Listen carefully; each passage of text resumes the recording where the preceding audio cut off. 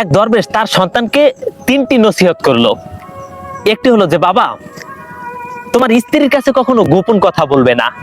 দ্বিতীয় নসিহতটি হলো কোনো পুলিশের সাথে বন্ধুত্ব করবে না। আর তৃতীয় নসিহতটি হলো বাড়ির উঠোনে কখনো বড়ই গাছ রোপণ করবে না।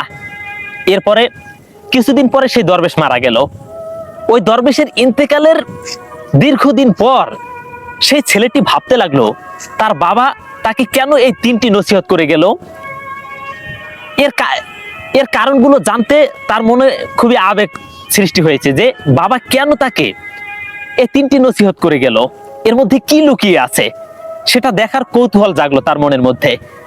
এরপরে সে ভাবলো যে বাবা আমাকে কেন এই তিনটি নসিহত করেছে সেটা তো আমি জানি না, তবে আমি সেগুলো করে দেখবো যে আসলে সেগুলো করলে কি হয়।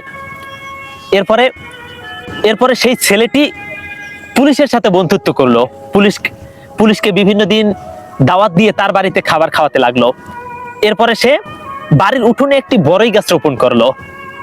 তৃতীয় নাম্বার নসিহতটি ছিল স্ত্রীর কাছে যেন গোপন কথা না বলে, কিন্তু সে তার স্ত্রীর কাছে একটি গোপন কথা বলার সিদ্ধান্ত নিল।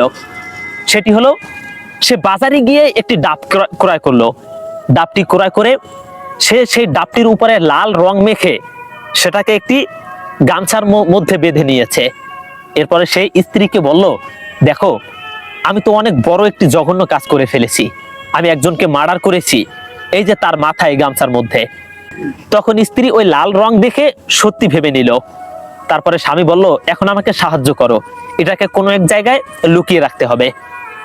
এরপরে স্ত্রী এবং স্বামী দুজনে মিলে বাড়ির বাগানে একটি গর্ত খুঁড়ে সেখানে ওই নারিকেলের মাথাটাকে, মানে যেটাকে মাথা তারা বলে স্বামী বলেছে, এরপরে লোকটি তার স্ত্রীকে নিয়ে সেই মাথাটিকে বাড়ির বাগানে পুঁতে রাখলো।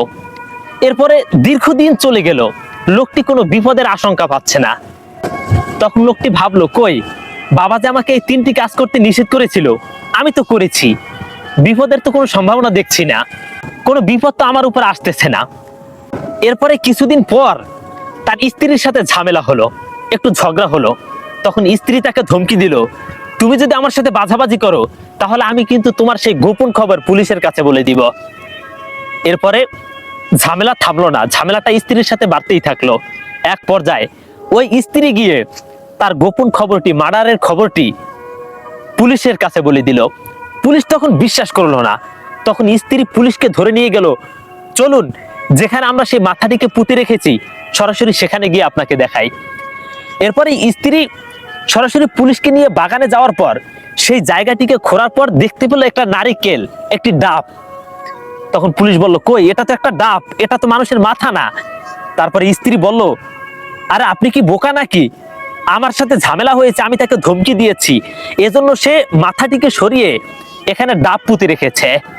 এরপরে পুলিশ ওই লোকটির স্ত্রীর কথা বিশ্বাস করে লোকটিকে গিয়ে বলল, ইউ আর আন্ডার অ্যারেস্ট, এখন তোমাকে অ্যারেস্ট করতে হবে, কারণ তুমি একজনকে মার্ডার করে তোমার বাড়ির বাগানে তার মাথা পুঁতে রেখেছ। এরপরে লোকটি অ্যারেস্ট হওয়ার ভয়ে বাড়ির উঠান দিয়ে দৌড় দিতে লাগলো, কিন্তু হঠাৎ করে বড়ই গাছের কাঁটার সাথে পেঁচিয়ে পড়লো। তখন লোকটি বুঝতে পারলো যে আসলে কেন তার বাবা তাকে এই তিনটি নসিহত করলো। প্রিয় দর্শক, এই তিনটি নসিহত আমাদেরও মাথায় রাখতে হবে এবং সে অনুযায়ী আমল করতে হবে।